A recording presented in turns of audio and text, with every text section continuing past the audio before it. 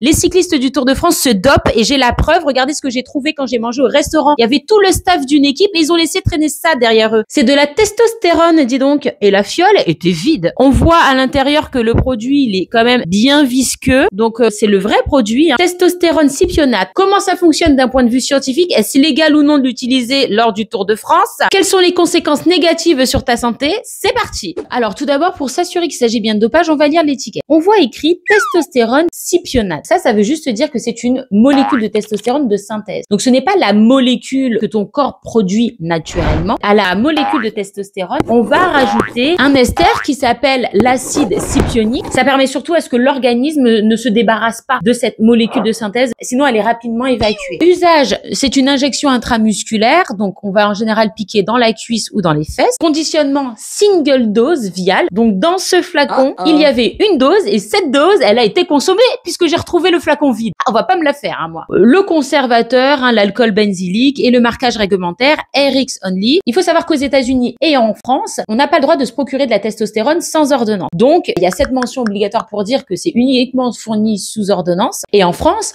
en dehors du dopage dans le cyclisme, on utilise la testostérone de synthèse pour les personnes qui sont en carence de testostérone. Ça s'appelle l'hypogonadisme. Donc gonades, les gonades, ça va être les petites boules là que vous allez retrouver dans les testicules ou dans les ovaires. Donc c'est ça qui va produire la testostérone. Oui, les dames aussi en produisent, mais en plus petite quantité, hein, vous vous en doutez. Jusqu'à 10 à 20 fois moins chez les femmes que chez les hommes. L'agence antidopage qui s'appelle WADA, World Anti-Doping Agency. C'est une organisation internationale qui a été fondée en 1999, qui va être chargée de dire quelles sont les molécules qui sont interdites au cours d'une compétition sportive et aussi comment détecter une personne qui a été dopée. Donc, tous les protocoles des contrôles antidopage. Et les textes de loi interdisent l'utilisation de la testostérone au cours d'une compétition sportive en dehors des personnes justement qui sont carencées en testostérone. Donc, il faut avoir une AUT, une autorisation d'usage à des fins thérapeutiques. Si tu es sportif avec une AUT, un reconnu carencé en testostérone, tu as le droit de te doper entre guillemets. Donc vous l'aurez compris, à moins que c'est la personne qui se soit injecté ce petit flacon soit en carence de testostérone de manière pathologique, on est face à un cas de dopage.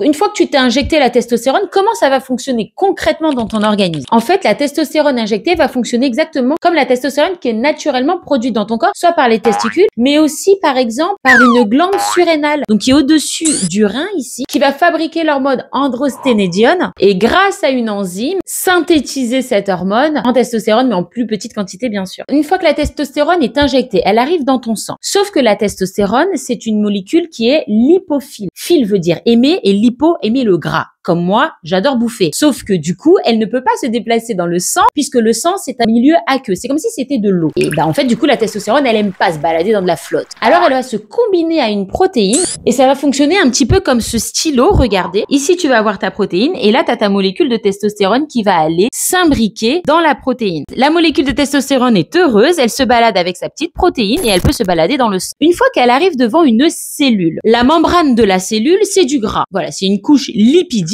les lipides du gras. Certaines molécules de testostérone vont se détacher de leurs protéines et pouvoir pénétrer la membrane cellulaire. La testostérone, qu'elle soit naturelle ou de synthèse, pénètre dans la cellule. La cellule ne remarque pas si c'est de synthèse ou non. Elle l'accepte très bien. Elle traverse la membrane, elle se retrouve dans la cellule. Une fois dans la cellule, et bien encore une fois, la testostérone aura besoin de son petit récepteur. C'est un récepteur androgénique qui va lui permettre d'aller sur l'ADN de la cellule qui est dans le noyau et modifier l'expression du gène. Donc, on va pouvoir, une fois que la testostérone arrive, elle va faire la synthèse des protéines qui va permettre une récupération musculaire après un effort. Par exemple, une compétition de cyclisme, je dis ça par hasard. Et bien, après l'effort, le réconfort, le petit dopage, on va augmenter la force et l'endurance musculaire. Donc, on va pouvoir se muscler beaucoup plus en se fatiguant beaucoup moins, travailler plus en le méritant pas, finalement.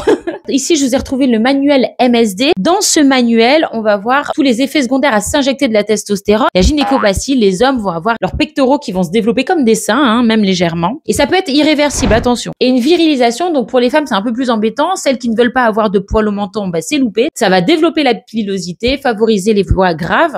Mais il y a aussi des conséquences psychologiques, des brusques changements d'humeur, une attitude irrationnelle, une irritabilité, la dépression. Et donc, je veux passer à un message de sensibilisation. Les ados ados qui m'écoutent, ne vous injectez pas de testostérone. Si vous voulez être plus musclé, il faut faire plus de musculation et surtout une bonne récupération, donc du sommeil, de l'hydratation et une alimentation saine. Toujours dans le manuel, on voit que dans les cas les plus graves, les conséquences d'une prise de testostérone sans avis médical peuvent conduire à l'hypertension, un AVC, une crise cardiaque et pourquoi pas même des caillots sanguins pouvant entraîner la mort. Franchement, moi je trouve ça super dommage que tu regardes une compétition de cyclistes, tu t'attends à voir du sport, des gens qui se surpassent et savoir qu'il y a des gens qui se dopent. Comme en témoigne cet internaute qui se révolte dans les commentaires. Franchement, je comprends pas l'intérêt pour le Tour de France et le cyclisme. C'est que triche et dopage, magouille et compagnie. Il n'y a plus aucun intérêt sportif. Et puis j'ai pu voir dans la vidéo TikTok d'Eurosport France le 24 juillet 2025, donc c'est récent là, que au-delà du dopage, il y a aussi ceux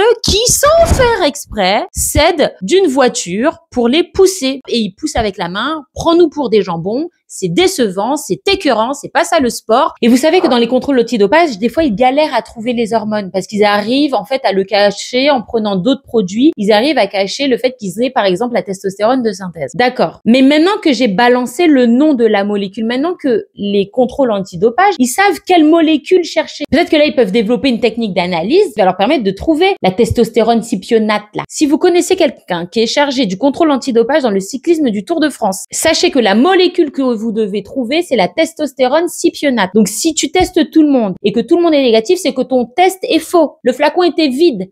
La testostérone a été prise par quelqu'un. Trouvez-moi cette personne. Trouvez-moi ces personnes. La bise.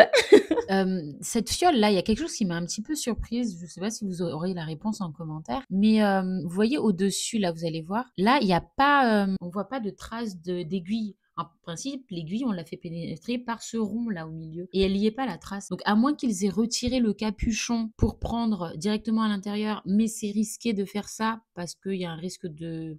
on sort du milieu stérile. Mais est-ce que c'est si risqué que ça? Je sais pas. Mais ça m'avait un peu étonné du coup que c'est pas le protocole classique voilà, d'injection. Et puis ça prouve aussi qu'ils l'ont fait à un moment donné où ils étaient vraiment au calme posé, pas dans la précipitation, quoi. Ça voudrait dire qu'ils ont pris le temps de retirer le capuchon et voilà. Bon, sinon on voit aussi sur le côté, vous allez le voir, la date d'expiration, le lot de série, le numéro du lot. Donc je sais pas, ça peut aider les organisateurs, là vous voyez, à retrouver les coupables. Enfin bon, je vous ai mis toutes les infos ici. Il y a aussi un autre truc que je me demande, c'est est-ce qu'il y a encore un intérêt, enfin dites-le moi dans les commentaires, est-ce qu'il y a un intérêt encore à regarder le cyclisme, sachant qu'ils sont tous dopés, finalement on regarde celui qui s'est le mieux dopé qui se fait pas prendre, enfin ça gâche complètement tout l'esprit sportif. Je suis plutôt dubitative aussi par rapport à ça. Et ah oui, je voulais vous apporter aussi une petite précision, alors je suis pas rentrée dans les détails notamment parce que je maîtrise pas les détails, mais vous savez quand ils prennent la testostérone, et imaginons qu'il y ait un contrôle antidopage, en fait ils essayent de chercher une molécule, je sais pas laquelle, mais en gros quand tu te dopes,